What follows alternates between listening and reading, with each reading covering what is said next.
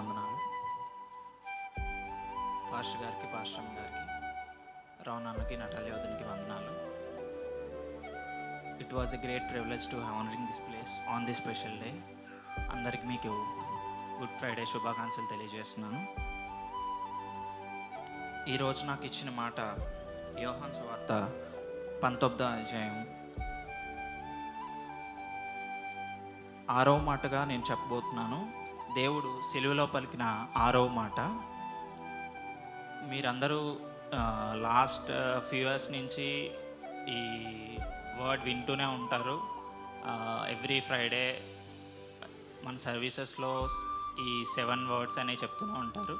So అందరికీ దానికోసం idea ఉంటుంది, బట్ ఒక్కొక్కరు ఒక్కొక్క వే ఆఫ్ కాన్సెప్ట్లో చెప్తూ ఉంటారు.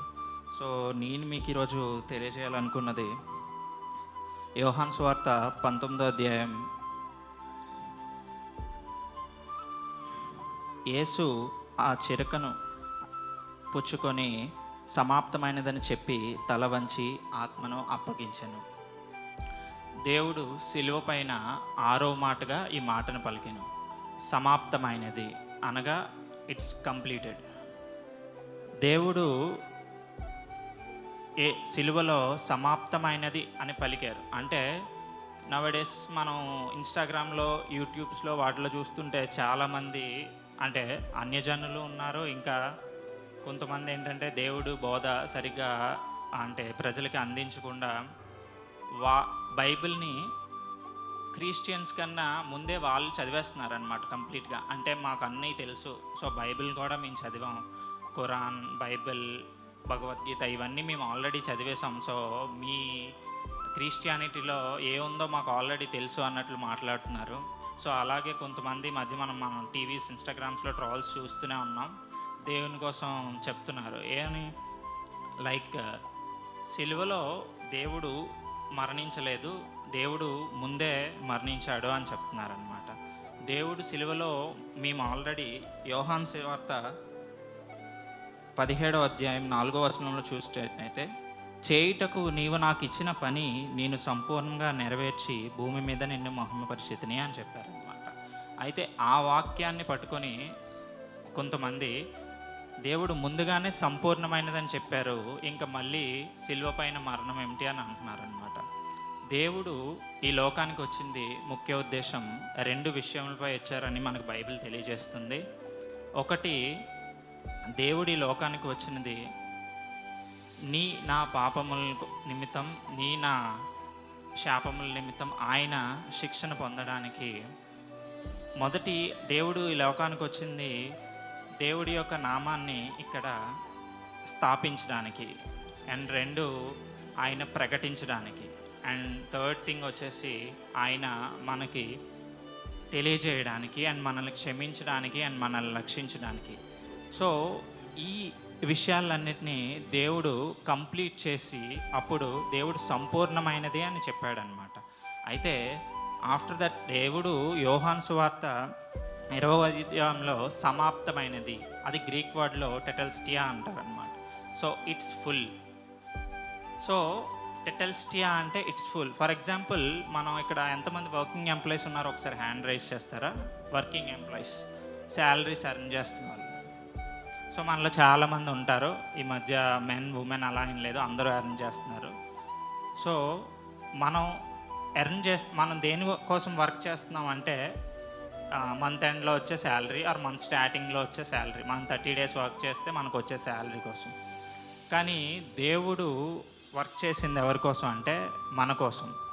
తన లైఫ్ లాంగ్ తను వర్క్ చేసింది ఎవరి కోసం అంటే నా ఆ రక్షణ కోసం. The only thing he come in this world to salvation of this world. అంటే దేవుడు వచ్చింది కంప్లీట్గా మనల్ని రక్షించడానికి. ఆయన యొక్క అల్టిమేట్ గోల్గా పెట్టుకొని వచ్చారనమాట. మనం ఫర్ ఎగ్జాంపుల్ మన జాబ్స్లో వాటిలో చెప్తూ ఉంటాం, my work is done, my work is completed and everything, ఇలా మనం షేర్ చేస్తూ ఉంటాం. అప్పుడు మనం ఏదైనా పని పూర్తి చేశాకే దాని యొక్క ప్రతిఫలం అన్నది మనం తీసుకుంటాం. సో దేవుడు తన పని పూర్తి చేశాడు, సిలువ పైన పూర్తి చేసి సమాప్తమైనది, ఇట్స్ కంప్లీటెడ్. దేవుడు అన్నది I'm not completed, it's completed అంటే దేవునికి అప్పగించిన దైవకుమారుడిగా ఆయన చేయవలసిన పని సమాప్తమైనది అని చెప్పి దేవుడు సిలువలో పలికాడు అనమాట. సో మీ అందరికీ వచ్చిన శాలరీస్ మీకోసమే ఖర్చు పెట్టుకుంటారు, కానీ ఎవరికి షేర్ చేయరు. కానీ మనం ఏ పని చేయకుండా, మనం ఎలాంటి నిందలను, ఎలాంటి శాపాలను, ఎలాంటి నరకాన్ని మనం తీసుకోకుండా దేవుడు మన కోసమే, మనకన్నా ముందే ఆయన వర్క్ చేసి ఆయన ఫ్రూట్స్ని మనం ఇప్పుడు ఎంజాయ్ చేస్తున్నాం అన్నమాట. మీరు డియర్ బ్రదర్స్ అండ్ సిస్టర్స్, మన అందరమే ఎంజాయ్ చేస్తున్న ఒక ఫ్రూట్ ఏంటంటే, తీసుకుంటున్న ఫ్రూట్ అంటే ఆయన యొక్క సాక్రిఫైస్.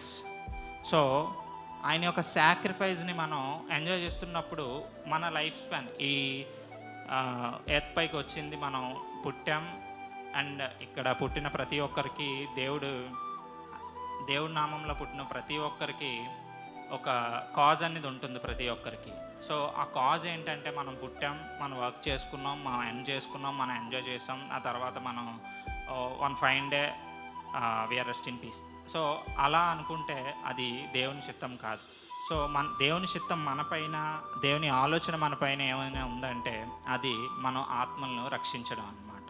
సో మన జీవితంలో మన లైఫ్ స్పాన్ మనం జీవించడంతో పాటు, మనతో పాటు మనం కొంతమంది ఆత్మలను రక్షిస్తూ, కొంతమంది దేవుడి యొక్క మాటలను షేర్ చేసుకుంటూ, దేవుని ప్రాధాన్యత ఏంటో తెలియజేస్తూ దేవుని అందు నడిపిస్తే, అప్పుడు దేవుని అందు మనం అందరూ అనుకోవచ్చు, మనం డైలీ చర్చ్కి వెళ్తుంటాం, ఎవ్రీ సండే దేవుడిలో పాల్గొంటూ ఉంటాం, మనం ఆఫ్టర్ డెత్ మనం పరలోక రాజ్యం స్వాధీనపరచవచ్చు అనుకుంటారు. కానీ ఏంటంటే దేవుని ముందు మనం నించున్న తర్వాత ఆఫ్టర్ డెత్ మనం ఏంటంటే ప్రతి ఒక్కరూ లెక్క చెప్పాల్సిన సమయం అన్నది. ఆ లెక్క చెప్పాల్సిన సమయంలో మనం అన్నీ చేసినా, ఎన్ని డైలీ చర్చ్కి వెళ్ళినా, మనం చర్చ్లో అన్ని పార్టిసిపేట్ చేసినా సరే, మనం చేయవలసిన పని ఏంటంటే మనం ఇతరులను రక్షించాలి, దేవుడి నామాన్ని ప్రచురించాలి. అప్పుడే దేవుడు మనల్ని ఆయన సొంత బిడ్డలుగా రక్షించుకొని ఆయన రాజ్యాన్ని మనకి ఇస్తారనమాట. లేకపోతే అక్కడ కూడా మనం తప్పు చేసిన వారిగా తలదించుకోవాల్సి వస్తుంది. సో ఈరోజు నాకు ఇచ్చిన ఈ ఇట్స్ కంప్లీటెడ్ అంటే సమాప్తమైనది అనే మాట మీ జీవితాల్లో, నా జీవితాల్లో అంటే ఇప్పటివరకు నేను ఎప్పుడూ ప్రీచ్ చేయలేదు, ఫస్ట్ టైం చెప్తున్నాను దేవుడి వాక్యం. ఎందుకు మరి నాకు రానని మాట ఇచ్చారో తెలియదు, సమాప్తమైనది అన్న మాట. మేబీ నాకేమనిపిస్తుందంటే నా జీవితంలో లోకారీతిగా, లోకాశల రీతిగా లోకంలో నడుస్తున్న నాకు వాటన్నిటి నుంచి దేవుడు నాతో మాట్లాడిన మాట, నీ అన్ని ఆశల నుంచి నీ చేస్తున్నదంతా సమాప్తమైనది. ఇంకా నువ్వు నా జీవితంలో అంటే నాతో నువ్వు నా రక్షణని, నామముని ప్రచురిస్తూ సేవ్ చేయమని, రక్షించమని దేవుడు తెలియజేస్తున్నాడు.